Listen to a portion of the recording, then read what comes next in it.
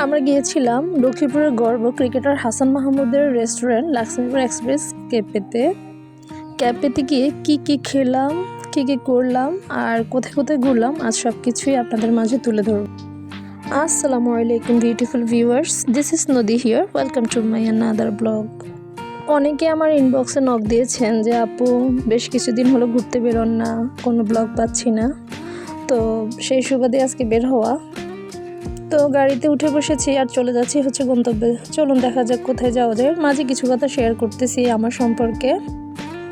আমি মানুষ হিসেবে এতটাই ফ্লেক্সিবল যে ধরুন আপনার মনে হলো যে আপনি আমার সাথে একটা দূরত্ব তৈরি করতে চান, তাহলে আপনাকে বেশি কিছু করতে হবে না, জাস্ট আচরণের মাধ্যমে একটা ইঙ্গিত দিন। একবার জাস্ট আমার মনে হোক যে আপনি আমাকে ইগনোর করলেন সম্ভবত, এরপর দেখবেন আপনি নিজেও লাগাতার চেষ্টা করে আমাকে মনে করাতে পারবেন না যে আমি আপনাকে কখনো চিনতাম। আসলে আমার আর আপনার নাম, পরিচয়, চেহারা কিছুই মনে থাকবে না। তো দেখতে দেখতে চলে আসলাম আমি আমার গন্তব্য। এখান থেকে আমাকে ফোন দেওয়া হয়েছিল ওনাদের সাথে একটু যোগাযোগ করার জন্য। এটা হচ্ছে যুব উন্নয়ন। এখানে বিভিন্ন আইটি কোর্স, বিভিন্ন রকম প্রশিক্ষণ দেওয়া হয়। তো এটা হচ্ছে আঙিনা, অনেকগুলো ফুল গাছে সাজানো হয়েছে, এটা ফুলও ফুটছে, দেখতে বেশ ভালো লাগছিল।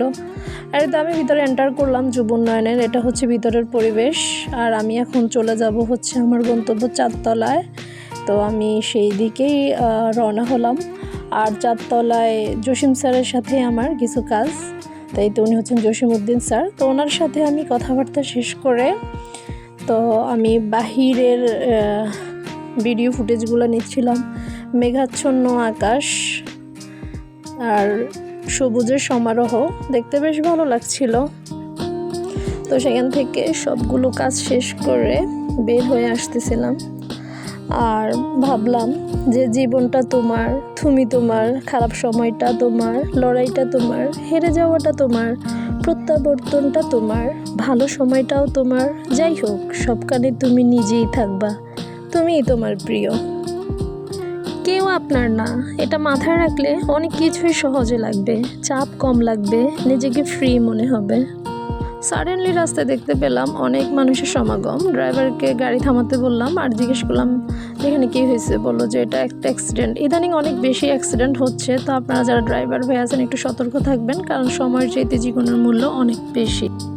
তো দেখতে দেখতে চলে আসলাম আমাদের কাঙ্ক্ষিত place Lakshmipur express cafe.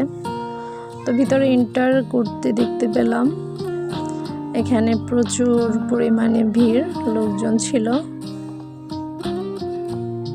Interior ডিজাইনটা অনেক সুন্দর ছিল, ছোটোখাটো পরিসরে একদম ক্লিন ইমেজ, দেখতে বেশ ভালো লাগছিল। আর চারিদিকটা দেখতেই পেলাম যে প্রচুর পরিমাণে রাশ ছিল, বসার কোনো প্লেসই ছিল না। তো ওয়েটার এসে 2টা সিটের ব্যবস্থা করে দিল বসার জন্য। তো সেখানে বসে পড়লাম আর কিছু ভিডিও নেওয়ার জন্য ট্রাই করতেছিলাম। এই তো পুরাটা কেঁপে, ছোটোখাটো পরিসর, বেশ মনোরম। এই তো ছোটোখাটো কারুকাজগুলো আমার তো বেশ ভালো লাগছে। আর এটা ছিল সেখানকার লাইটিং, সুন্দর ছিল, অসাধারণ। আর এটা হচ্ছে সেলফি জোন, এখানে আপনারা গেলে বসে বসে সেলফি নিতে পারবেন। সুন্দর লাইটিংয়ের ব্যবস্থা করে দিয়েছে।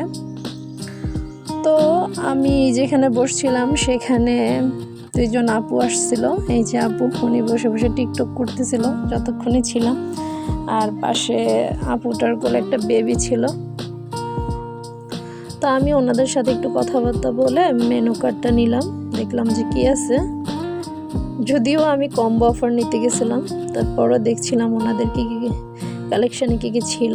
আর এই তো ওনারা সেলফি এবং ফটোশ্যুট নিয়ে প্রচুর পরিমাণে বিজি। আর এখানে আমি বাবুটার সাথে একটু হালকা দুষ্টামি করতেছিলাম। আই লাভ বেবি, বাচ্চাদের সাথে দুষ্টামি করতে আমার খুব ভালো লাগে।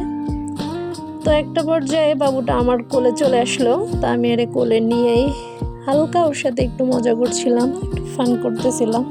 ভালো লাগে আমার বেবিদেরকে। আর ও আমার কোলে চুপটি মেরে বসেছিল। ওনাদেরকে টিকটক করতে দেখে আমার খুব বিরক্তকর লাগছিল। তো ওখান থেকে সিট চেঞ্জ করে অন্যত্র চলে যায়। এখানে দেখি লাভ বার্ড। খাবার আসতে লেট হচ্ছে, তাই পানির বোতল হাতে নিয়ে ভাবতেছিলাম যে এই নর্মাল পানি 1 লিটার 1 বোতল দোকানে সাধারণত 20 টাকা, একই পানি হোটেলে 40 টাকা, আবার সেই একই পানি এয়ারপোর্টে 50 টাকায় কিনতে হয়, আর পরিস্থিতিতে একই পানি 100 টাকা। অতএব পানির মতো নিজেকে অবস্থান বদলাতে হবে, পানির থেকে মানুষের মূল্য বেশি হবে ইনশাল্লাহ। এই প্রকারে যদি কোথাও আপনার ভ্যালু কম ফিল হয় তাহলে জায়গা বদলান, তাহলে আপনার মূল্য বেড়ে যাবে। তো এই তো খাবার চলে আসলো আমাদের। আমার কাছে তো খাবার খেতে খুবই ভালো লাগে।